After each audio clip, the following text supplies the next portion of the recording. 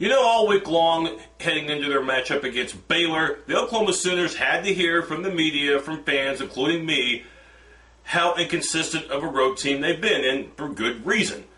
They also had to hear that the Baylor Bears were capable of winning this ballgame. After all, this is the best Baylor team that we've seen in the Big 12 era. That goes back to 15 years. Baylor's going to a bowl game. They've won 7 games and have lost only 4. We also had to hear how Oklahoma's defense on the road has not played well and how Landry Jones, the Oklahoma quarterback, has not been consistent away from Norman. Well, for at least one game this past Saturday night in Waco, the Oklahoma Sooners shut the critics up and played one whale of a game offensively, defensively, and even on special teams. Final score 53-24. And the game wasn't even that close as Baylor scored a couple of touchdowns after the Sooners had called the dogs off in the fourth quarter, as at one point Oklahoma had a 53-10 lead. Well, so how did Oklahoma do it?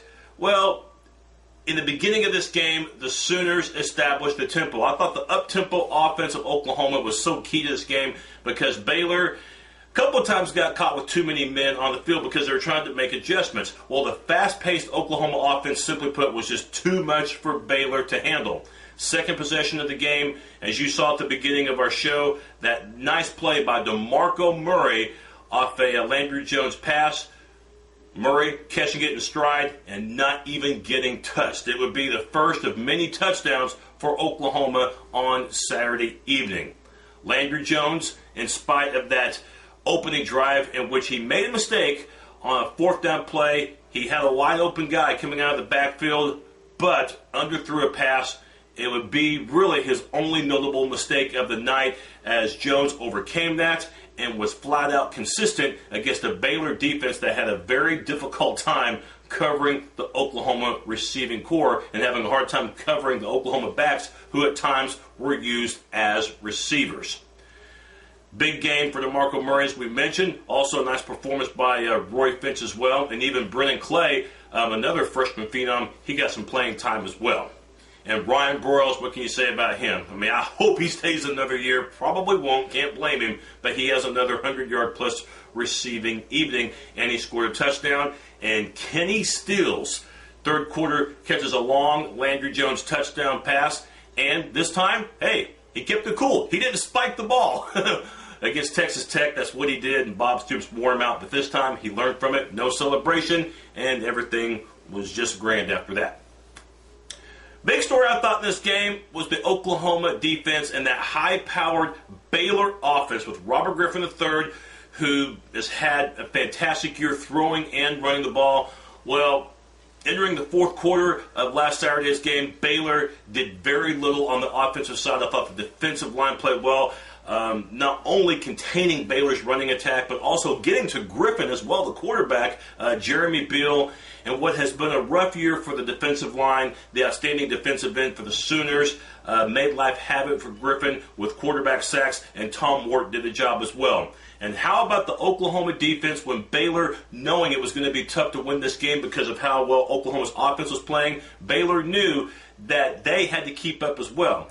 And on a 4th and 1 play from about their own 35-yard line trailing, and remember this was the first quarter, Baylor rolled the dice and went for it and got stuffed by Austin Box. So the Oklahoma defense was well prepared for this game, and even the special teams got involved with 3 Jeremy Stevens field goals and also forcing a safety on a kickoff. And we also saw Oklahoma be opportunistic as well as Baylor muffed a punt deep in their own territory in the first half. OU recovers inside the Baylor 10, and it was Roy Finch on a brilliant 8-yard run. He would not be denied as OU scored on the following play and made Baylor immediately pay for that mistake. So the Sooners cruise in this ballgame, and people are going to say, yeah, it was Baylor. Oklahoma's never lost to Baylor. Well, I think anybody who's watched college football this year knows that this Baylor team was not only one of the best that they've had in a while, but they also know statistically this Baylor offense in the top 20 in many categories, and some categories offensively in the top 10. This was not a chump Baylor team, so rather than just say it was Baylor, give credit to the Sooners for playing a terrific game and for not looking ahead to Bedlam, which now we can do because it's just a few days away. And we'll talk a little bit more about it in a second, but it is going to be one of the more hyped up Bedlam games that we have seen in the last 40, 50 years. It's going to be that big of a deal.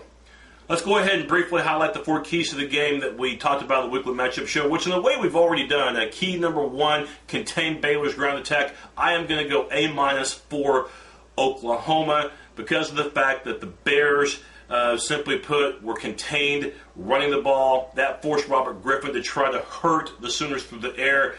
He had barely over 100 yards passing on the night, much less than what he's used to. So the Baylor offensive attack, well, there wasn't much of an attack, and give credit to the Crimson and Cream for that.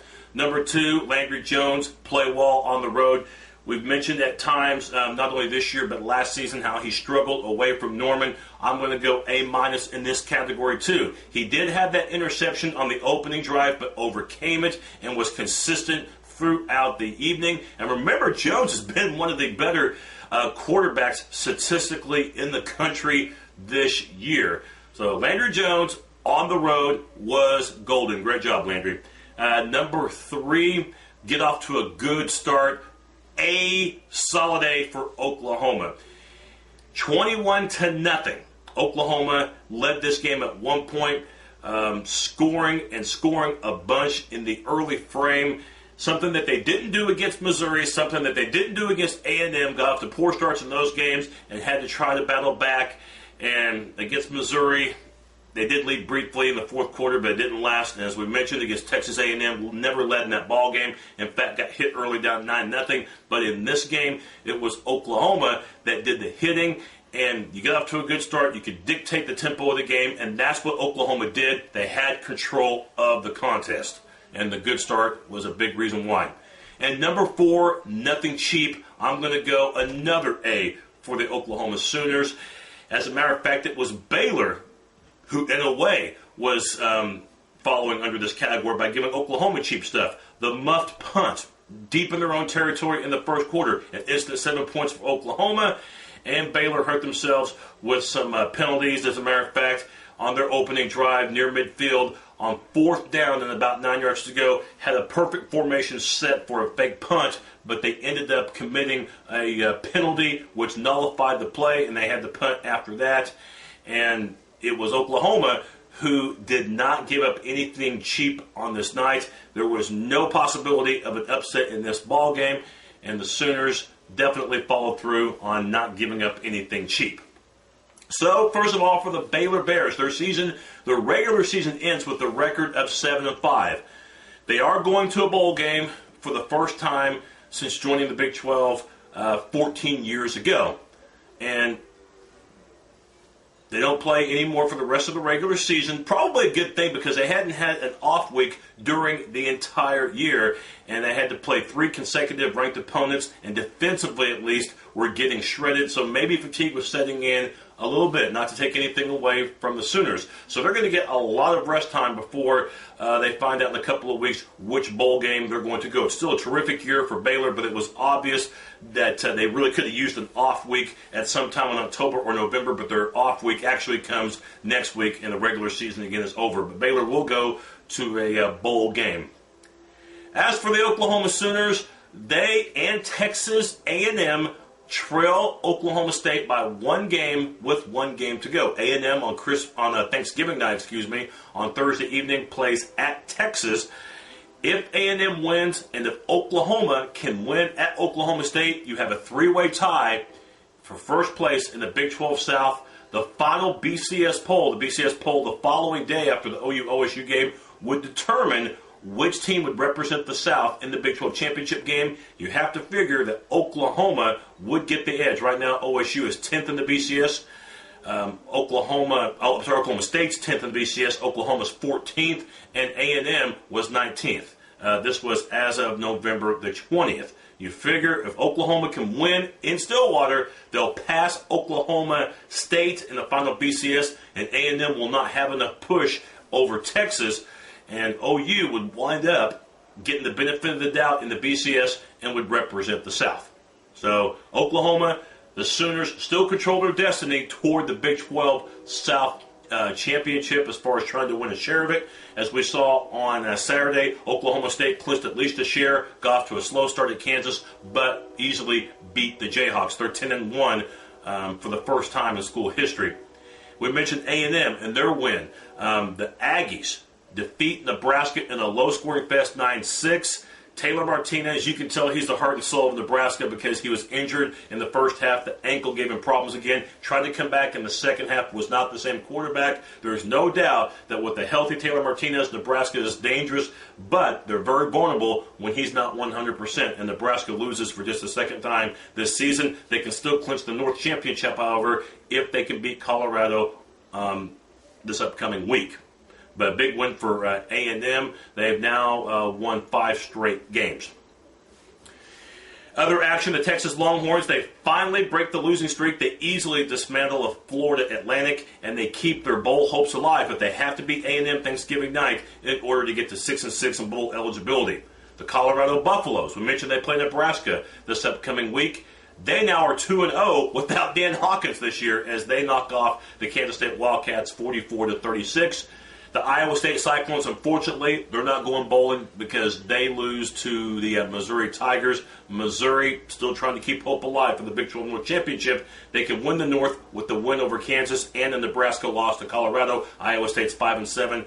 They are out of bowl contention. And Texas Tech in non-league play, they dismantle of Weber State. So Tech, they make it 15 for 15 as far as bowl eligibility. They are now 6-5 on the year. They can make it 7-5 if they can beat Houston this Saturday. So there you have it for the Big 12 wrap-up as the Oklahoma Sooners, again, 53-24 over the Baylor Bears. No question, Oklahoma State, they've been the best team of the Big 12 this year. They're going to be favored to beat Oklahoma, but I would not expect them to be a big favorite. It should be fun Saturday night in Stillwater on national television between the Sooners and the Cowboys. I'll have my weekly matchup show of Bedlam coming up later in the week. Boomer Sooner.